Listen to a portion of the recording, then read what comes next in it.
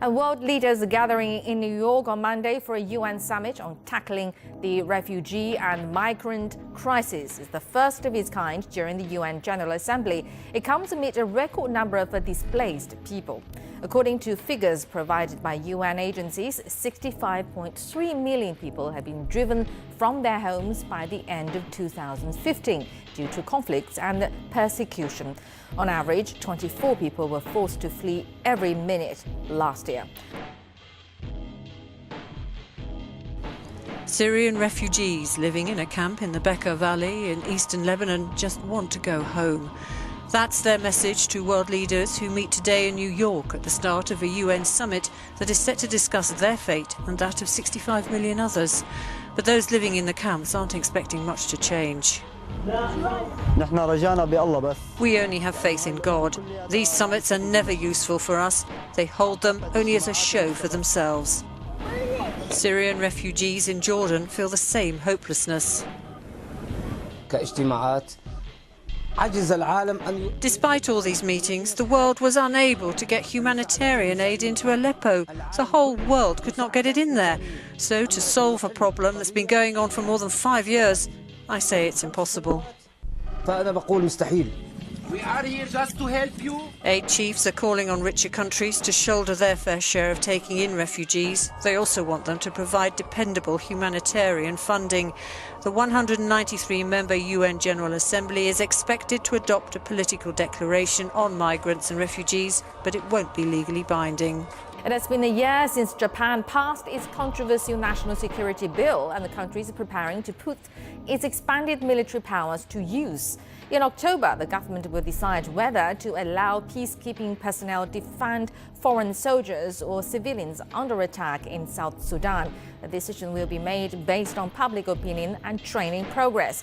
If the new duties are added, peacekeeping action plans will be revised as early as October, then approved by the cabinet. 1 out of 7 personnel will be assigned the new duties if approved. And the plan has sparked protests, with the opposition Democratic Party demanding the legislation be scrapped, citing it as unconstitutional.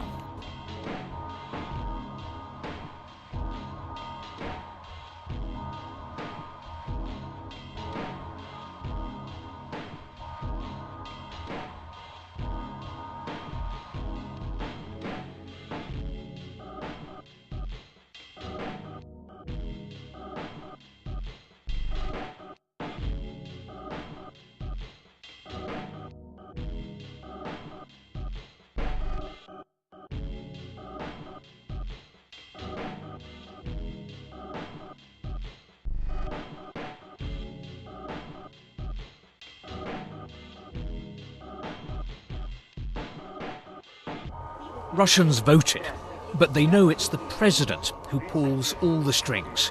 Parliament has become little more than a Kremlin rubber stamp. Yet this election matters to Vladimir Putin. Vote rigging in the previous Duma election sparked nationwide street protests against him. This time, he needed this vote to be seen to be freer and fairer. But there were protests in Kiev. Ukrainian nationalists attacked Russian citizens who were trying to enter the Russian embassy to cast their votes. There was anger that Moscow was holding parliamentary elections in Crimea, the territory it had annexed from Ukraine. The city of Dubai is testing a driverless minibus this month along a 700-meter stretch of road in the city centre. The 10-seater vehicle has a maximum speed of 40 kilometers per hour. Its developers say its guidance technology allows the bus to adapt its speed to its surroundings and stop if a pedestrian were to cross its path. Dubai plans to replace a quarter of its public transport with automated vehicles by 2030. Fighting has erupted again in Libya. Fire broke out in one of the oil terminals as armed militias tried to regain control of the vital oil fields taken over by the Libyan National Army last week. The Associated Press is reporting this morning that an ISIS-linked news agency is claiming that the Minnesota mall stabber was, quote, a soldier of the Islamic State. Last night you declined to call the attacks an act of terrorism. What do you now believe in light of this new information? We still don't have anything substantive that would suggest anything more than what we know already, which is this was a lone attacker, and right now we're trying to get to the bottom of what his motivations were.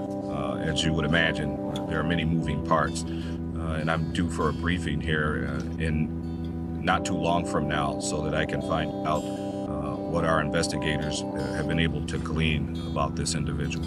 And you also said yesterday, tomorrow St. Cloud will not be the same anymore. What do you mean by that? How do you think St. Cloud is going to change? Whenever something as awful as this happens, it's hard for things to be the same as they were. I will tell you this, there are a lot of decent, hardworking, and resilient people in St. Cloud.